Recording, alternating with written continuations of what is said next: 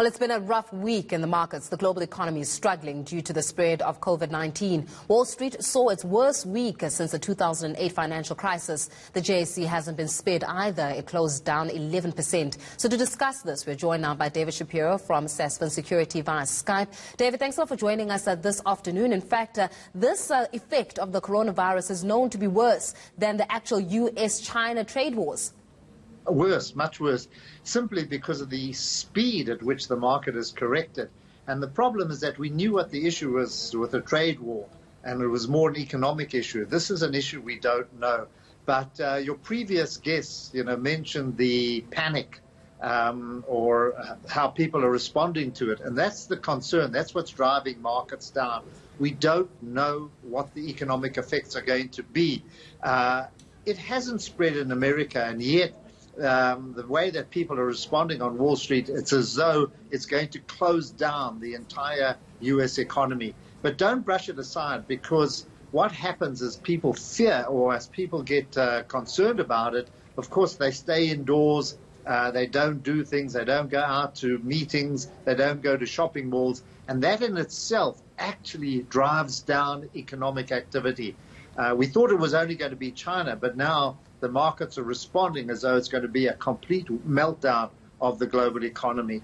Let's talk a little bit about how the markets are responding, David. One would say that investors, in fact, are not necessarily urged, or they do not necessarily want to put their money and their investment on risky assets, and are choosing to opt out, especially during this time, especially because they do not necessarily know whether it's an epidemic or now can be actually officially be called a pandemic.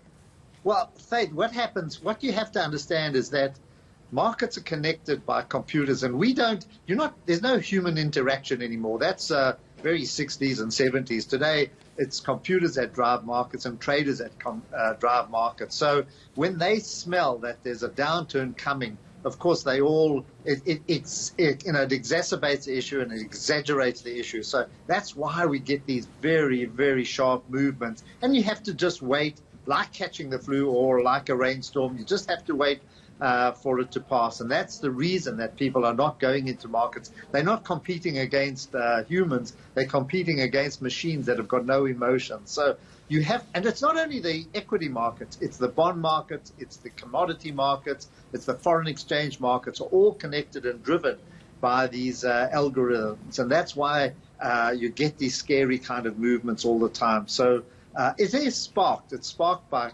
concern. But the effect is far, far greater than one can imagine. The ripple effects are also having a huge impact on our local markets. The JSE closing in at 11% at the end of the week in itself. And I think that we need to literally look at the implications of such. It's one thing to have a high-level conversation about this, but it really does impact, and it will impact eventually the ordinary man on the street. That's, exactly. Everybody thinks that this is a rich man's problem. It's going to hurt the pockets of Jeff Bezos or Warren Buffett or people of that immense wealth. Not at all.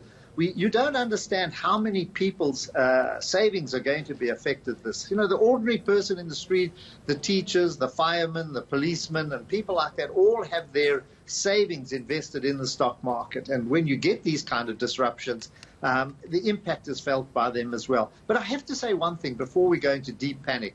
This is the fifth time we've seen movements of this nature in the last 5 years. So it's not uncommon to us. And therefore, these things tend to come. Hopefully this one goes away fast, and they tend to recover quite sharply. So in December 18, we had a 20% fall that is long forgotten. And before that, in 15 and 16, we had similar kind of moves. So, the best is just to sit and wait it out. We will see some kind of economic recovery from this. David Shapiro, we're going to leave it there for now. Thanks a lot for joining us, a financial expert. They're giving us the latest in terms of how is it that the coronavirus will actually have an impact on global markets. We saw it and how it affected the JSE come the end of a week, closing in at 11%. So looking at waiting it out and seeing whether or not the markets are able to recover as we try to deal with this spread of the coronavirus.